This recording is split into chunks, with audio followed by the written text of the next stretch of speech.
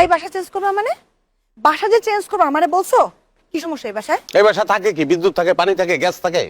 ঠাকুরের মধ্যে তোমার বাপের বাড়ির আত্মীয় স্বজন এসে থাকে। এটা বাসা বাড়ি রে লিল্লা বোর্ডিং বানায় ফেলাইছো তুমি। তোর মুখ সামলায় কথা বলবা। আমার আত্মীয় স্বজন কি খালি হাতে আসে? হাত ভরে যে জিনিসগুলো নিয়ে আসে সেগুলো তো আবার ঠিকই মুখ ভরে রাখাও, লজ্জা লাগে না? রে হাতে করে কটা মালটাই না একেবারে উল্টায় ফেলাইছে। আসলে আস্তে আস্তে ছোট লোক। হ্যাঁ তুমি বড় লোক তো, যাও মিজানের পোল্ট্রি দোকানে যাও। 3000 টাকা কক মুরগির বিল বাকি রয়েছে, বেশি পক পক না হইয়া বাকি বিলটা দিয়া হো। আমার বাসায় একটা ঢুকে হুটকি মাছ, বাইরে হয় পুটকা মাছ হইয়া। আমি তো একটা আশঙ্কা করি। চেষ্টা তবে আসলে সেই একটা আমি বলতাছি নিচতলায়। অসম্ভব, 3 তলা। বাসা যখন চেঞ্জই করবা 3 তলায় নিতে। নিচতলায় 3 তলা।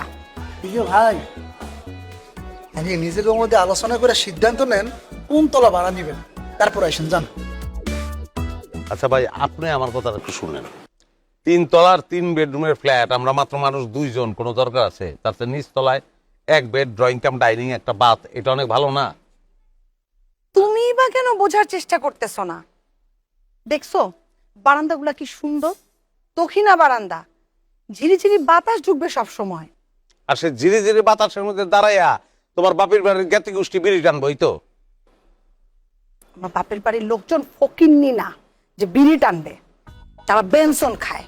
ওই জায়গায় তো আমার টেনশন। তুমি কেল্লিগা 3 তলা নিতে চাও, এই 3 বেডরুম নিয়ে তুমি একটা হোটেল খুলবা, হোটেল। আর ওই হোটেলের মাগনা কাস্টমার হইব তোমার বাপের বাড়ির জ্ঞাতি গোষ্ঠী। তোমার মন মানসিকতা যে কত নীচ প্রকৃতির মনে করছো আমি বুঝি না। নিচতলা কেন নিতে চাইতেছো? কারণ তোমার মায়ের আর্থ্রাইটিস, সে সিঁড়ি বেয়ে উঠতে পারবে না, সেই জন্যই তো নিচতলা নিতে চাচ্ছ। আরে থাকার মধ্যে আমার ওই একটা মাই তো আছে, আর কেউ আছে আমার? আর আমার মা আমার বাসায় কয়দিন আছে, কয়দিন থাকে? কি দায় ঠেকছে তার যে সুদূর ফরিদপুর ভাঙ্গা থেকে মাজা ভাঙ্গা নিয়ে আমার বাড়িতে এসে থাকবো? হ্যাঁ আচ্ছা ভাই, আপনি আমার একটা কথা বল। আপনি তো বিবাহ করছেন নিশ্চয়ই, তা আপনার শ্বশুর শাশুড়ি বা জ্ঞাতি গোষ্ঠী তারা কি এসে আপনার বাড়িতে ঘাপটি মেরে পড়ে থাকে?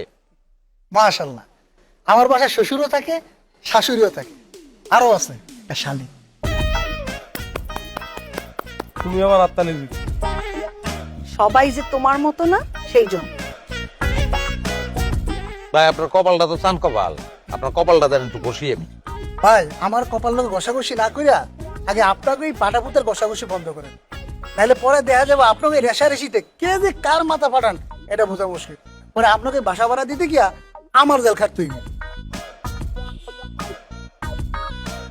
আমি মুখ দিয়ে কইছি নিচতলা, নিচতলাই। আমিও কইছি 3 তলা, 3 তলাই। যদি না হয় রাস্তায় থাক। ও ভাই, বুঝছি আপনার গেস্টের জামালা তো, এটা কোনো পেজ কি হইলো? শুধু শুধু বাইরের লোকের লিগা এই নিজেদের মধ্যে এরকম অশান্তি সৃষ্টি করে কোনো লাভ আছে? তার চেয়ে ভালো একটা চুক্তিতে আইন, উভয় পক্ষের গেস্ট হোটেল। এটা তো ভালো বলছেন আপনি। হ্যাঁ, লাগলে 300 টাকার স্ট্যাম্পের মধ্যে লেখাপড়া করে নেব। আমার গেস্ট আসবো না, তোমার গেস্ট আসবো না। কি রাজি? রাজি, কিন্তু আমার 3 তলাই লাগবে। ওকে ভাই, তাহলে 3 তলায় সই। ঠিক আছে। আচ্ছা আসি তাহলে আমরা, চলো। শ্বশুর বাড়ির জ্বালায় পয়রা গেছে আমার মাথা ঘুইরা, বউয়ের জ্বালা আর ভালো লাগে না। হয়েছে না কাম? নতুন বাসায় আসতে না আসতে লক্ষণ শুরু হয়ে গেল। এখন রামধনগর থেকে আইসা গত গত সরে কইব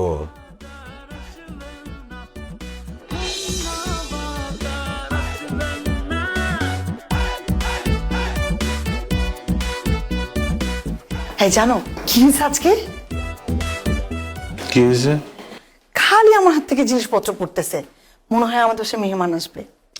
আমি না এইসব কুসংস্কার বিশ্বাস করি না, কারণ আমি জানি এগুলো তোমার কারসাজি, তোমার বাহানা। আমার কারসাজি? যেদিন তোমার বাপের বাড়ি থেকে ফোন আসে তার পরের দিনে তোমার হাত থেকে জিনিসপত্র পড়তে শুরু করে। গত মাসে তোমার আপা, তোমার দুলাভাই সহ হাতের জিল দেখানোর বাহানায় আমার বাসায় আসলো। তার আগে হাড়ি পাতিল পড়ছে, তারপর আইলো তোমার খালায়, তারপর হলো তোমার কাকায়, প্রত্যেকবারই হাড়ি বাতিল পড়ছে। হাড়ি বাতিল পড়তে পড়তে বেকা হয়ে গেছে, কিন্তু তোমার বাপের বাড়ির আত্মীয় স্বজনের আশা আর কোনোদিন ক্ষান্ত হয় নাই, আসতেছেই। আমার না ভাবতেও অবাক লাগে, তোমার মতো এরকম নিম্ন শ্রেণীর নিম্ন রুচির মানুষের সাথে আমার বিয়ে হয়েছে।